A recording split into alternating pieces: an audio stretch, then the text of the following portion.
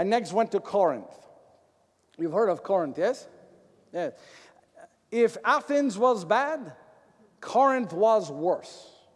This was a sea person's port, a merchant's port, where sailors were. This is where sex, debauchery, and religion were united as one.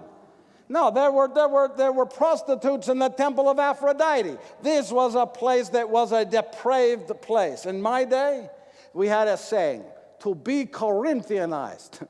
That meant to be so totally depraved. And I said to myself, these people need to know of Jesus. And I began to teach them all about Jesus. Well, I learned something.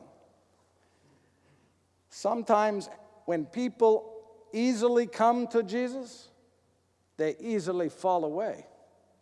Yes, they were so easy to convert, and many churches were started. Did you ever ask yourself why I wrote so many letters to Corinth? It wasn't saying you have been good. Read the letters. There was one problem after another. They were suing one another, civil lawsuits. They were coming together, breaking the bread and the wine, and they were getting drunk, and I had to write to them and write to them and write to them and tell them, you must change the way you're living your life.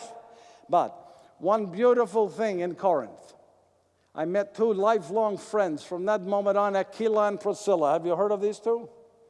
This wonderful husband and wife. And remember I told you at the beginning one woman saved my life?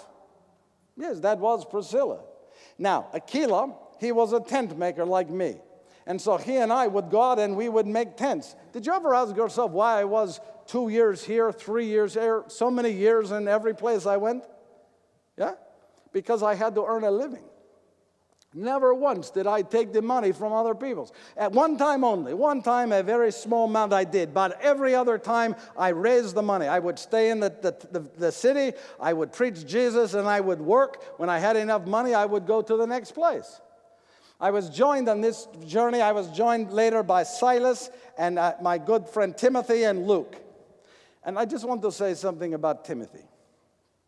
I called him my son in Christ. I loved Timothy. He knew his scriptures better than almost anyone else I knew.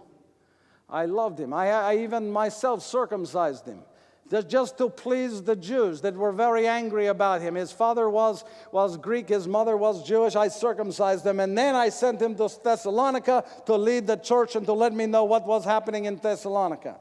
And he wrote to me. He said they have this issue or this problem. They're being persecuted there. And he asked me, he says, how do I explain to them about the afterlife? Have you heard this? That he asked that. So I wrote it. It's in the book for the 3 or 4 of you who've read the books.